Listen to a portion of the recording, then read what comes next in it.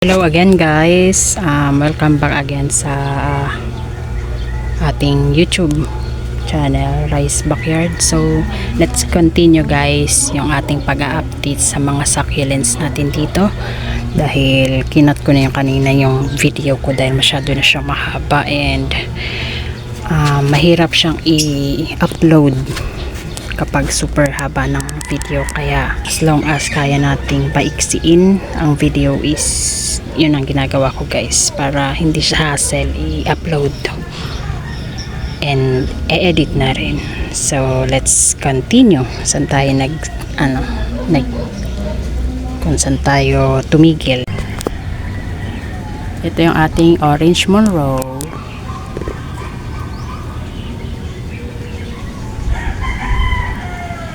Very orange na yung kanyang tip guys. Pasensya na, binabalik-balik ko na yung video ko kasi hindi ko siya maabot doon guys. Medyo malayo na siya sa akin. So andito lang ako, hanggang dito lang yung kaya kong tayuan. Kaya inaabot ko lang doon yung cellphone. Pagka doon ko naman ilagay yung cellphone ko, di niya na maririnig yung sinasabi ko. Kaya binabalik ko sa akin. Ayan, orange Monroe, and then ito si Pats Pink.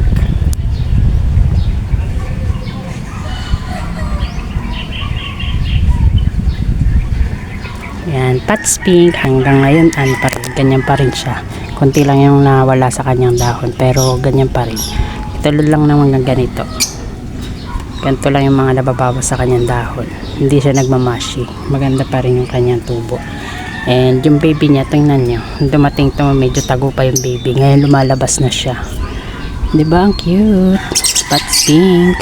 Ay, Fat Beauty pala. Pats Pink. Pat Beauty pala guys, Pat Beauty, Fat Beauty. Iba pala yung Pats Pink. Kamukha pala ni Adolphe yun. Ayan. Naalala ko si Pats Pink. Gusto ko kasi bumili ng Pats Pink. Ayan, Fat Beauty. Ganyan pa rin siya. March 4 ko siya naitanim guys. Until now yan, ganyan pa rin. Kung paano ko siya tinanim dati, hanggang ngayon ganyan pa rin itsura niya. Walang gaano nagbago sa kanya, pero mas feeling ko mas lalo siyang lumalaki dyan kasi yung baby niya lumabas na dati nakatago lang yun siya ngayon lumalabas na yung kanyang baby. Ganda. Fat Beauty. And then ito si ating Hakuhu.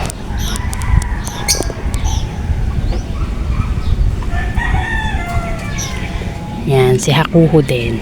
Medyo nahirapan akong diligan yan siya kasi talagang iniipon niya yung tubig niya dyan sa leaves niya. Kaya kailangan ko rin siyang i-blow ng kasi baka masunog kapag may tubig siya, maiwanan ng tubig. Paano kasi yung kanyang dahon pasalo. Parang pa spoon type. And then ito yung ating neon lights. Katabi niya lang kasi magkamukha lang sila.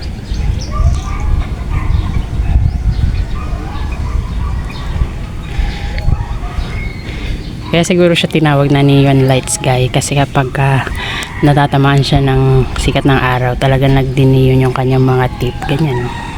Very neons. Yan, magkamukha lang sila ni Hakuhu, pero mas may neon tip siya. Yan, ang ganda rin yan. I love it. And then ito na si ating bean bodies guys. Ayan, ito pinat ko na rin.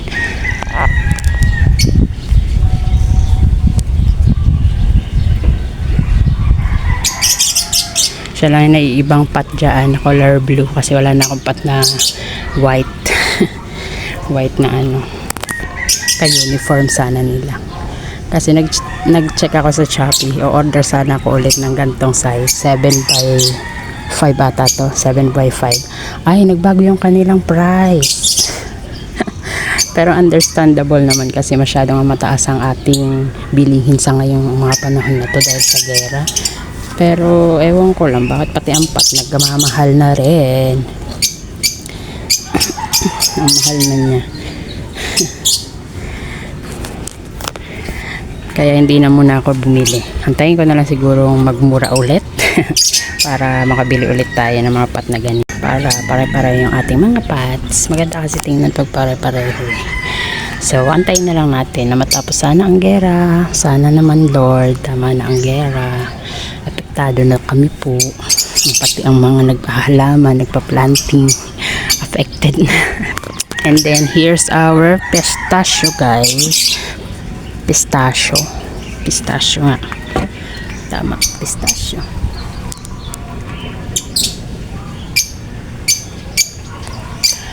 Di ko sure kung nauuhaw ba siya kasi lagi siya may dry leaves din sa ilalim. Until now hindi pa rin siya nakaka-adjust.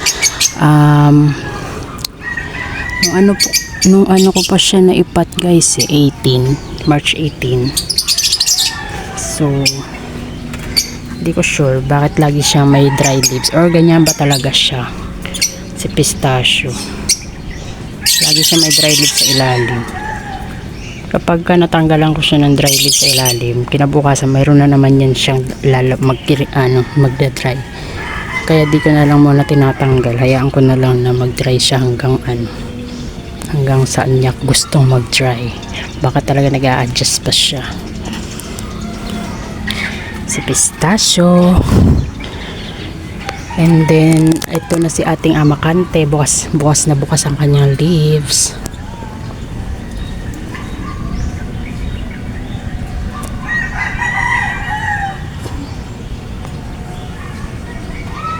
Si amakante, hindi na bumalik yung kanyang pagka-close ng leaves. Doon kasi yung tumubo yung flower stalk niya. Kaya nung tinanggal ko yung flower stalk, ganyan na talaga siya, bukas na bukas. Ang laki rin kasi nung flower stalk niyan nung dumating. Ang kapal ng tsaka medyo matigas talaga siya. Ayan, tapos may baby siya sa ilalim.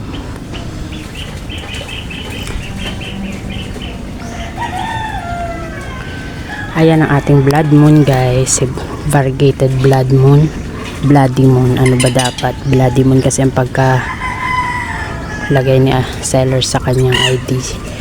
Bloody moon. Look guys, may nag-aaway na mga bibi doon.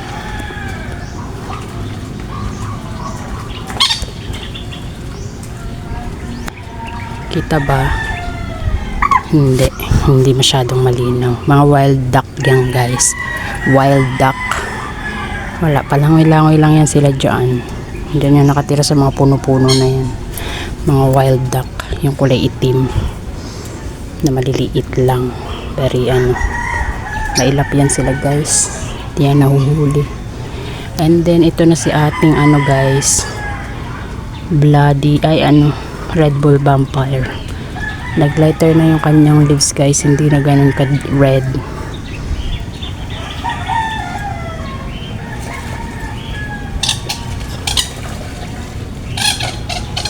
Lighter na feeling ko ililipat ko siya ng pwesto. Tago kasi siya dyan. Doon ko siya ilagay kay Zenman. Pagpapalitin ko sila mamaya na kasi di ko siya maabot, baka masagi ko maglaglagan. Kasi tingnan mo naglight na yung kanyang mga color. Gustong gusto ko pa naman to kay mukhang roses. Ganda pa rin naman siya kahit lighter na yung kanyang leaves. And then ito na yung ibang mga propagation ko guys. Yan guys, mga tinatanggal kong bottom leaves ng aking mga succulents. Katulad nito ni Dusty Rose. Tinanggalan ko ng mga bottom leaves para mag-pops siya dyan. Ayan, nag-start na siya mag-pops. Kita ba? Dusty Rose. And then ito na pala si Silk Veil. Okay pa rin naman sa Silk Veil. Meron ako nakita dun kay Ma'am Daisy. Ang ganda ng mga Silk Veil niya. Nagko-color rainbow. Direct na direct kasi sa kanya Pina-follow ko yan si Ma'am Daisy. Ang gaganda ng kanyang succulents. And then look guys, ang aking RZ.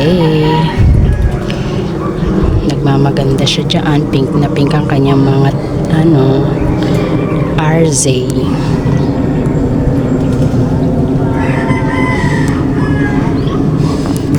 Diba?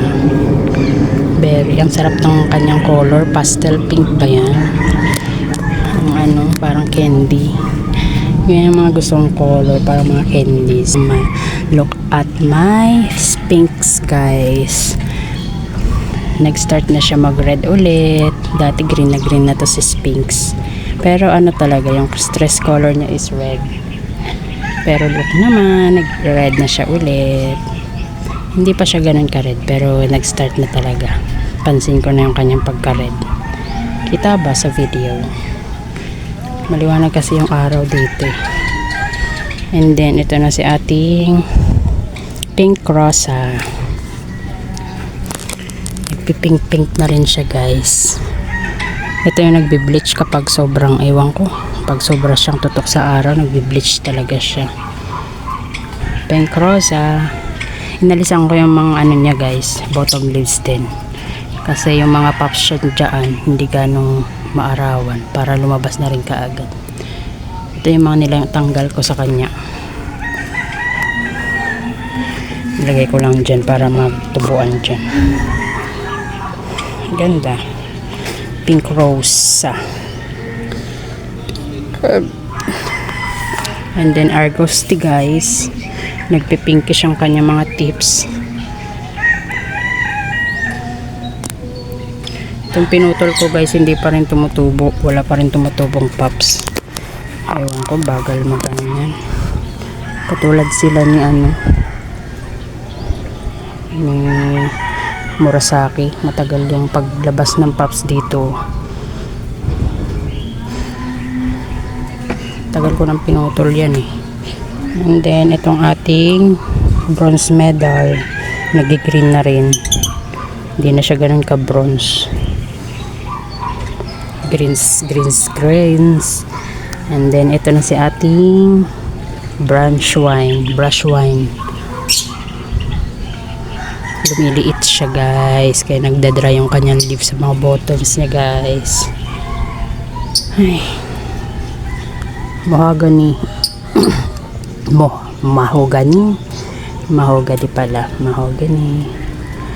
ganun pa rin naman, wala pang nabawas na leaves dyan. Ay, may isa na pala ito,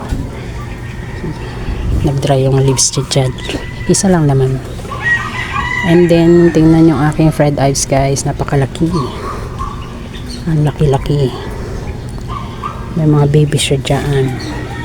Nalis ko na yung mga bottom leaves niya para lumabas yung babies niya. Ito natamaan kasi. Hindi ko alam bakit ganyan siya kalaki. Yung iba namang fried ives na nakikita ko sa iba, medyo maliit yung pagka-rosette niya tapos mataas. Ayan, sobrang laki niya. And then ito yung ating cream puff. Ganyan pa rin. May mga bago na siya ditong usbong na leaves.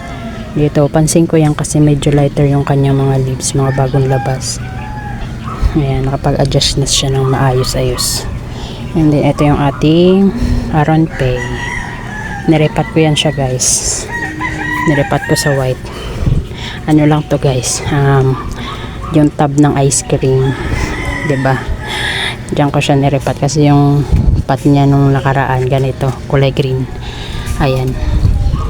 Nirepat ko siya dyan para pareho sila ng ano. Kasi halos magkapareho lang naman ng kanyang ano, pot dito, chat. 'Di ba? Ito mga leaf propagation ko, tumubo na. Naglegi na nga to kasi nandun lang to sa gilid eh, di ganun naaarawan. Kaya nilabas ko na siya dito. And then dito na si lotion, nag-green na, nawala na yung pagka-pink niya. Samantala na bagong dating to pink na pink. Ngayon, no, yan, no, nag-green na. Wala naman silang pinagkaiba ni Mule, guys. Halos wala naman pinagkaiba. Pero pag sinesearch ko si lotion, pakipaitum daw siya. Tama ba? Ano siya, parang mix ano ng pakipaitum. Ito si Mule, Graptosedum. Nagpipink din naman yung kanyang ano, si Mule lotion. And then Leticia, guys, green na green, walang red. Ewan ko kung magre-red pa yan siya dyan. Hindi po. ano yata siya sa dilig eh. Sagana kasi sa dilig kaya hindi siya ganong nag-stress. Pero hindi naman siguro sagana yung once a week, di ba? Kasi kapag hindi ko diniligan naman ng once a week, pag tiniis ko naman hindi diligan, parang naawa naman ako. Piling ko ho na ho sila. Kaya talagang dinidiligan ko na lang. Ayan na siya. At ito na si Pink Puppet. Nag-a-adjust pa siya dyan, guys. Nagda-dry leaves pa siya dyan. Nalalaman ko yung pagka nakapag-adjust na hindi na ganong nagda-dry leaves. And then ito pala yung update ko sa cheesecake ko, guys.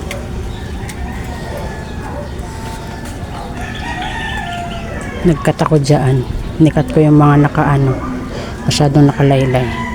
May na yan, guys, oh. Pops. Kasi masyado siyang parang nasasakop niya yung space ng kabilaan niyang katabi. Kaya kinat ko. Pero propagate ko. Ito na yung propagation yun, guys. Marami rin akong nakat. Medyo ewan ko kung may roots. Tingin ko naman may roots na yun. Matagal na yung nakat eh. Kailan ko ba kinat? Nung 19. Pero napagit ko yan ng 19. Nilalagyan ko siya ng date, guys, para namomonitor ko. Kaya katulad nito, ganyan mga name para namomonitor kung kailan ko ba ang tinanim. Ito yung ating peach and cream. Cute, nakapag-adjust na, hindi na nagda-dry leaves. Diba? Para siyang bonsai. Ang cute. Napaka-cute. Cute. And then si Lorences nakapag-adjust na rin, guys, mula nung niripat ko siya. Pinalitan ng potting mix. Wala nang ganong dry leaves. Ayan, may mga tumutubo ng mga pops. Marami nang tumutubo. And then ito yung ating variegated Tinkerbell.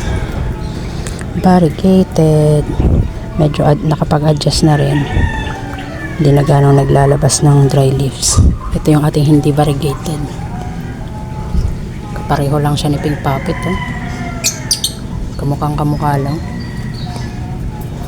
Ewan, basta Pink Puppet daw yan, tsaka Tinkerbell. And then it's Snow Peach. Ganda na niya. Stable na yan siya, guys. Snow Peach. And then sino pa ba hindi ko napakita? Ito, guys, si Ionium. Hindi ko alam kung anong exact ID niya. Normal ba yan, guys? Tumatayo yung kanyang leaves. Ayan, nakatayo. Masyadong nakatayo.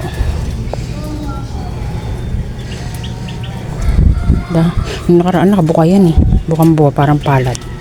Ngayon nagko-close siya ganyan. Pag may siguro siya, pag may tubig ay nadiligan. Ganyan ang napansin ko nung mula diniligan ko, tumayo siya ng ganyan. Pero pag hindi siya nadiligan, nakabuka. Ayan, ating mga Haworthia. Tama ba? Haworthia ba kasi sila? Kasama ba ay kapamilya ba sila ng Haworthia? Zebra tsaka si Eagle's Claw. And then variegated prolifica. And then si Mamoka. Okay pa rin siya dyan. And then ito si Floridity, green na lang siya, hindi na siya red. Pero at least nakapag-adjust na siya. Hindi na siya nagba-burn, sunburn. Hindi na rin yung kanyang leaves nagda-dry. Ganda na. And then variegated apricot. Diba? Cute. Si ating Marfin, maganda na rin. And then si Lucidum, guys. Pinutol ko si Lucidum dito, guys. Kasi napansin ko super dami niyang roots sa kanyang stem. Aerial roots. Pinutol ko. Tapos nakita ko yung pinakailalim niya doon nagrat pala. Kaya pala ang dami niyang aerial roots. Kaya pinutol ko na lang. Ito yung kaputol nun. Dito siya nakatanim, kaya may mga stick pa yan, wala pang dilig yan. Pero hindi naman siya nagtuloy yung hindi nagtuloy yung pagka root rot, yung stem rot, kasi okay pa yung dalawa niyang babies eh. And then ito yung ating sabi peridot. Ito peridot daw to, pero ang haba ng leaves niya. Tama ba? Peridot ba talaga siya? Ito alam ko Alice Evans to eh, variegated. Kamukha lang siya ni peridot. Tinanggal ko yung mga bottom leaves niya kasi para makahinga yung mga babies dyan. Dami niyang babies eh. Ayan, may mga tumutubo pa. Ayan yung mga tinanggal ko. And then dito banda guys, nirepat ko si ano to, Mickey Mouse, variegated Mickey Mouse. Nirepat ko. Alam nyo to, ito si variegated Mickey Mouse. Dapat talaga dito araw-araw mo siyang i-check kasi lapitin siya na mealybugs guys. Sisiksikin dyan no, sa mga tip niya. Diyan, sa mga tip yung mga mealybugs. Halos talaga, halos everyday. Makikitaan mo yan siya ng langgam. Kaya niripat ko siya. Nung nakaraan guys, ang pangit pa lang ng timpla kong potting mix. Kasi ito yung kasabayan ni sino nga to, si Lorences. Yung potting mix na natimpla ko is kuunti lang yung lupa and then more on rice hull. So yung napansin ko, yung mga kasabayan yung ganun ng natimplahan ko ng potting mix, ang bagal ng growth tsaka ang pangit ng tubo, nagrarat din, nagda-dry leaves, ganun. Kaya pinagre-ripat ko, pinalitan ko ng mga pinalitan ko ng lupa. Ito isa to dun, si Mickey Mouse. Ngayon okay na siya, medyo tumataba-taba na. Tsaka ito si Murasaki. Kaya palang bagal niya rin guys, kasi kasabayan siya ni Lorences. Ganun din yung potting mix niya, more on rice hull. Ayaw pala nila nun, ewan ko, kasi sa iba nagwo-work yung ganun, pero dito pala sa akin ayaw niya ng ganun, kaya hindi ako gagamit na ng ganun. Maglalagay ako ng rice hull, konti-konti na lang, hindi na siya yung main hindi na siya yung main medium, na lang, konti na lang, basta konti na lang. Hindi ako ganong hindi ako magfo-focus masyado sa rice hull. Ayaw ng halaman ko dito guys, yun ang napansin ko. Etong sino nga to, Murasaki, diba sabi ko ang bagal niya, parang walang pagbabago sa kanya. Nung in-uproot ko talagang wala siyang gaanong roots, or ganun ba talaga siya. Pero ang bagal, parang ilang buwan nang nakatanim. January 12 ko pa to tinanim, na ngayon April. In-uproot ko to nung 30 ata, oo, nung 30 pinalitan ko siya ng lupa. Nung in-uproot ko ang konti ng roots niya, tapos more on parang hindi ganong nag-spread yung kanyang roots.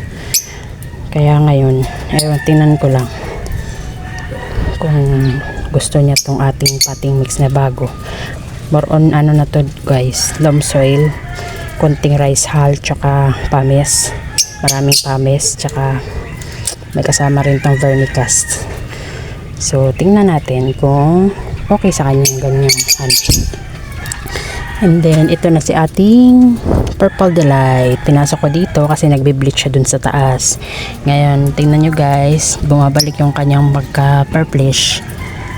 Gusto niya pala sa filtered, ayaw niya pala nang nasa masyadong tutok sa araw guys. Totoo pala yung sinasabi nila na kapag masyado silang tutok, nawawala yung pagka-purplish nila. Ayan guys, bumabalik yung pagka-purplish niya. Ayan mga bagong growth, diba? Galing. Ito yung ating super vime guys, yung halos na lamog. Na siya, mabubuhay ko siya. Tingin ko mabubuhay ko siya. Kasi tingnan nyo guys, may bagong mga tumutubo. Dati kalbo yan kalbo yan. Ayan, may mga bago ng tumutubo. Di pa guys, I'm so happy, mabubuhay ko siya. Kala ko mamamatay ito kasi sobrang lamog siya. Tapos yung stem niya is super dark na ganyan parang chocolate color. Ngayon okay na siya guys, nagkakaroon na ng green yung stem niya, and then nagkakaroon na siya ng new growth. Ang galing, ang saya-saya. So, galing. I'm so happy. And then ito rin, nirepat ko, pinalitan ko ng potting mix. Si Aga Voids. Di ko sure ang kanyang ID talaga kasi free lang to guys. Pinakauna kong free from Benguet. Aga Voids. May flower na siya dyan. Di ko pa tinatanggal. Ito yung 3 niyang anak. Nirepat ko rin, pinalitan ko ng potting mix. So, tingnan natin kung gusto nila. Gusto nila yung ganyang lupa eh. Yung timpla na ganyang lupa. More on loam soil tsaka pumice and then konting rice hull. Vermicast. Ayun. Ganong timpla ng aking lupa. Ayan siya guys. So, as you can see, more on siya. Lupa. More on loam soil yan guys. Loam soil. So, kasi yung loam soil guys, may kasama na siyang rice hull. Kaya, konti lang yung rice hull naman. Hindi ko na dinadagdagan. Hindi na ako bumibili ng rice hull. Kasi nilalanggam dito sa amin. Nilalanggam yung rice hull sa amin. Kaya kailangan ko maglagay ng furadan. Eh, hindi na ako bumibili kasi may kasama ng rice hull yung loam soil. Ang binibili ko na lang ngayon is pumice. Tsaka vermicast. Ayan, pumice, matanghito pumice. Tsaka vermicast. Yan ang hinahalo ko. Ayun naman, okay naman sa kanila yun. Ganong timpla ng lupa. Maganda yung tubo nila. Yun ang napapansin ko dito sa akin guys. Hindi ko lang sure guys sa inyo kung mag-work din ba yung ganong klaseng lupa. And then, ito nga pala si Ghosty guys. Pinag-isa ko na lang. Diyan muna ko siya nilagay kasi malaki yung pot na yan eh. Malaki yan, super laki. Wala akong mapaglalagyan dito. Ayan, puno na kasi. So, next natin guys yung nasa Rain or Shine. Next na siguro guys kasi mahaba na tang video ko. Morning ngayon may gagawin pa ako guys. Ayan. Next nating update is yung mga nasa taas na lang guys. Tsaka yung nandun sa kabila. Papakita ko sa inyo kung ano nung lagay nila. Okay? Bye bye guys. Hanggang dito na lang po ang ating video. Sana na-enjoy nyo po ang ating video. And happy Wednesday guys. Happy planting and God bless. Bye bye.